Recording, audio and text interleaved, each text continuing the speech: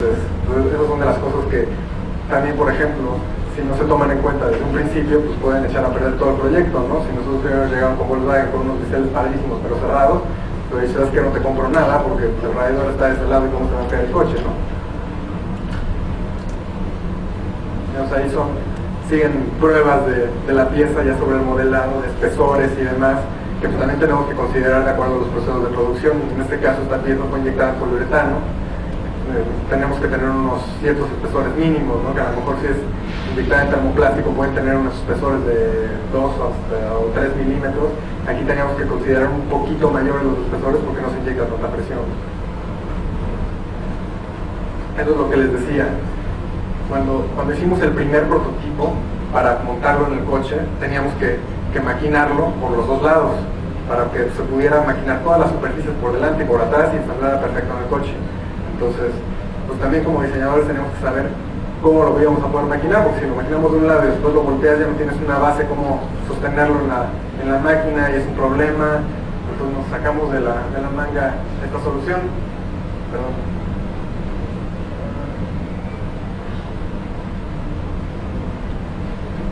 Que fue hacer un marco y ponerle patitas, como se maquinó en espuma, de poliuretano, y fue simplemente una prueba funcional de ver cómo ensamblaba todo, cómo funcionaba el faro, ya para estar seguros y aventarnos a la producción, que la producción iba a ser un molde de aluminio que ahorita van a ver. Pero entonces este prototipo tuvimos que tener todas las consideraciones también para poder maquinar el prototipo. Entonces, además de cómo se iba a sostener en la máquina, teníamos que considerar con qué herramientas se iba a maquinar, ¿no? Porque si nosotros diseñamos algo que se ve increíble y no podemos maquinar el prototipo y no se puede hacer el prototipo de ninguna forma, pues también va a ser un problema, ¿no? Aquí ya estaba empezando un poquito el desarrollo ya del molde. Aquí estábamos empezando también con consideraciones del moldeo y demás. Y aquí si ven esta parte central, todo eso ya está cerrado entre los dos. Son dos biseles juntos con esa parte cerrada, entonces aquí ya estábamos empezando a hacer la línea de partición del molde. Ya son pruebas también de las superficies, ya finales antes de maquinar el molde. Y esto es ya el molde terminado.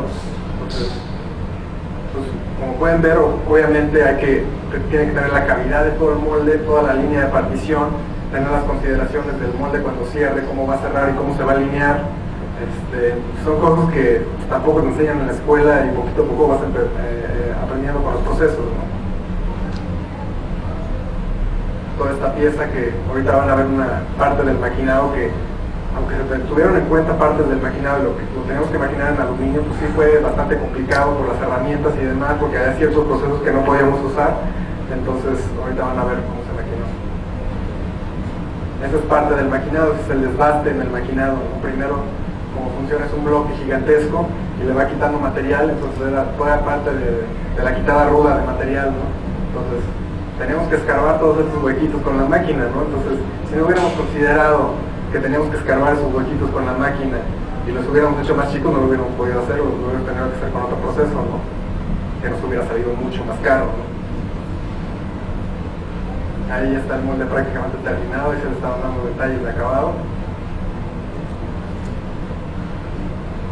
Y esto que ven de las máquinas y todo es parte de lo que a mí me tocó en Arizona que les platicaba, ¿no? A mí me tocó pues, escoger las máquinas que íbamos a comprar y ver cómo se iban a usar y ver cómo lo íbamos a adaptar a lo que hacemos nosotros para empezar a migrar todo, hacerlo manual y tener las fascias, tener ahí a todos tallando a los modelitos, que tenemos modelitos muy buenos, pero se podían pasar 3, 4, hasta 6 meses haciendo un proyecto, pues ahorita lo hacemos en un mes, ¿no?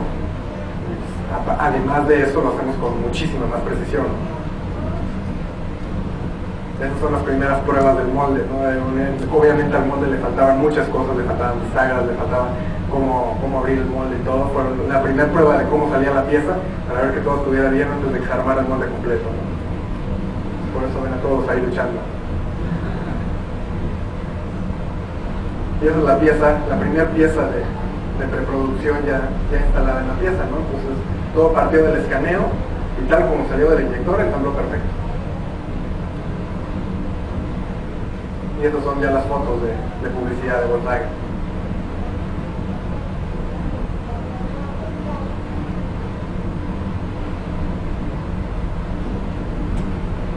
Bueno, esa es la parte bonita, la parte padre, la parte con la que todos los diseñadores siempre soñamos, siempre queremos ser diseñadores de coches, decimos yo voy a hacer un dibujo, voy a hacer Pininfarina y ya la hice, ¿no?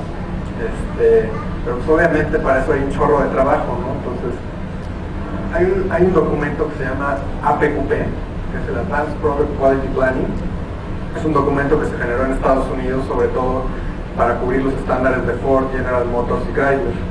Entonces, es un documento bastante complejo que hay que llevar, que es lo que nos hace llevar todo el proyecto, desde el principio a fin, desde el diseño hasta el final, para cumplir con ciertas especificaciones de calidad y realmente llegar a lo que se quiere, para realmente tener un producto exitoso. Entonces, esas son cosas que tampoco te enseñan en la escuela y a lo mejor les va a ocurrir un poquito, pero ojalá lo puedan tomar y realmente verlo como una planeación de proyecto que les puede servir, ¿no? Esto ya es una parte de documentos y todo que les voy a enseñar de cómo funciona.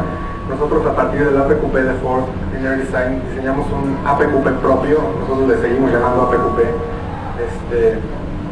y es una serie de documentos que va llevando el proyecto de forma que se pueda asegurar que desde el diseño las cosas están bien, para que cuando se llegue a producción realmente se llegue a lo que se quiere, porque en el camino es bien fácil que se desvíe en algún punto todo, ¿no? Entonces a lo mejor un diseñador no sabe cómo usar un tornillo, no sabe cómo usar una cinta doble adhesivo.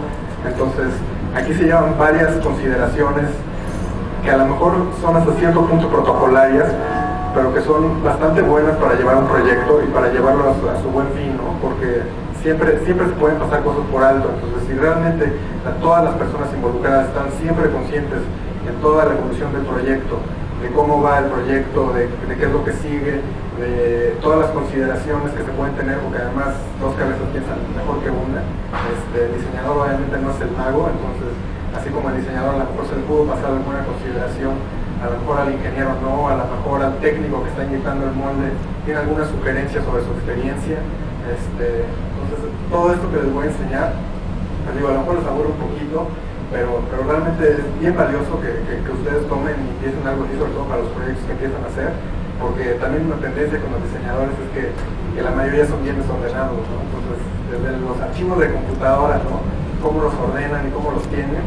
A mí simplemente mi jefe de repente viene y me dice que le pasa un archivo de hace 5 años. Si yo no tengo todo perfecto, pues yo no sé qué haría, ¿no? Entonces, y siempre en la cuestión automotriz todo urge y todo es para mañana, ¿no? Entonces, pues les conviene ser realmente ordenados y les repito, este procedimiento que van a ver es un procedimiento que nosotros derivamos del de Ford y es obviamente muchísimo menos complejo que el de Ford y es mucho más adecuado a todo lo que hacemos nosotros, pero que es la base para que realmente se pueda hacer un proyecto bien. Ese es el índice de todos los documentos que llevamos. El primero es la gráfica de Gantt. Ahorita vamos a ver uno en específico. Asignación del proyecto a requerimientos del cliente, matriz de pendientes actualizada, dibujos 2D, modelo 3D, maquinado, master model, matriz de costos, lista de partes, despieces, manual de instalación, checklist de empaque, norma de empaque y embalaje con prototipo, hoja de instrucción de operación peculiar del producto, hoja de aprobación de moldes, diagrama de flujo de diseño, diagrama de flujo de producción, máster firmado, planos, ayudas visuales, jigs, respaldos de CD, DVD, disco duro, porque eso es algo también que siempre pasa, ¿no? Y de hecho a nosotros nos ha pasado mucho en el design, de repente vemos un diseñador que se va y a nadie le dejó su información y después resulta que tenía hecho un desastre y nadie encuentra los archivos que necesitamos. Entonces, llevando un protocolo así, que suena muy aburrido de principio, pero realmente, como les digo, es una base realmente muy buena para que un proyecto se lleve a su fin. Y de hecho, esto es muy básico, pero cuando hacen un proyecto como Automotive Comfort o General Motors o cualquier armadora, es un protocolo mucho más largo que además incluye pruebas de las piezas, etcétera, ¿no? O sea, incluso ayer yo estuve haciendo pruebas del nuevo coche de Renault de Sandero. Nosotros desarrollamos muchas piezas para el Sandero y nosotros todavía estamos corriendo las pruebas antes de que Renault nos apruebe venderles las piezas, ¿no? Entonces, pues bueno, vamos punto por punto para explicarles más